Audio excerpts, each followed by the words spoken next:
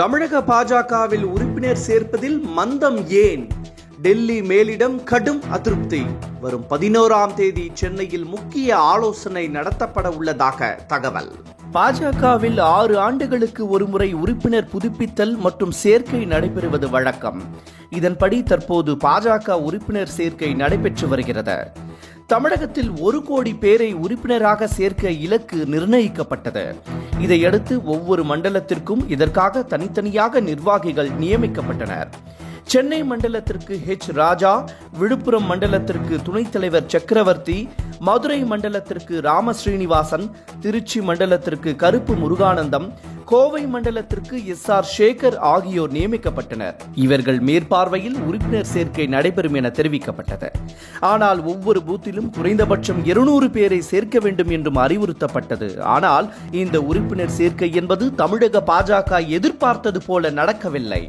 மாறாக சொற்ப அளவிலேயே, அதாவது 10 லட்சம் பேர் மட்டுமே பாஜகவில் உறுப்பினராக இணைந்துள்ளதாக தகவல் வெளியாகியுள்ளது. தமிழக பாஜகவில் 30 லட்சம் பேர் உறுப்பினர்களாக உள்ள நிலையில் அந்த இலக்கை கூட பாஜகவால் எட்ட முடியாத நிலை ஏற்பட்டுள்ளது. தமிழ்நாட்டில் பாஜக உறுப்பினர் சேர்க்கை விவகாரத்தில் பாஜக அகில இந்திய தலைமை கடும் அதிருப்தியை வெளிப்படுத்தியுள்ளதாக கூறப்படுகிறது. ஏற்கனவே இருந்த உறுப்பினர்களை கூட உங்களால் சேர்க்க முடியவில்லையா என அடுக்கடுக்கான கேள்விகளை தமிழக பாஜகவிடம் கேட்டுள்ளது டெல்லி மேலிடம். இந்த எச்சரிக்கையை அடுத்து சென்னை டி நகரில் உள்ள பாஜக தலைமை அலுவலகத்தில் வரும் 11ஆம் தேதி ஆலோசனை கூட்டம் நடத்த திட்டமிட்டுள்ளது.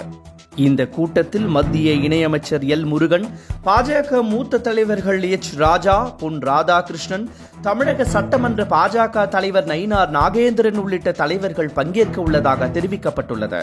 இதில் உறுப்பினர் சேர்க்கை மந்தம் குறித்து விவாதிக்கப்பட உள்ளதாகவும், உறுப்பினர் சேர்க்கையை தீவிரப்படுத்துவது எப்படி என்பது குறித்து முக்கிய முடிவுகள் எடுக்க உள்ளதாகவும் தெரிவிக்கப்பட்டுள்ளது.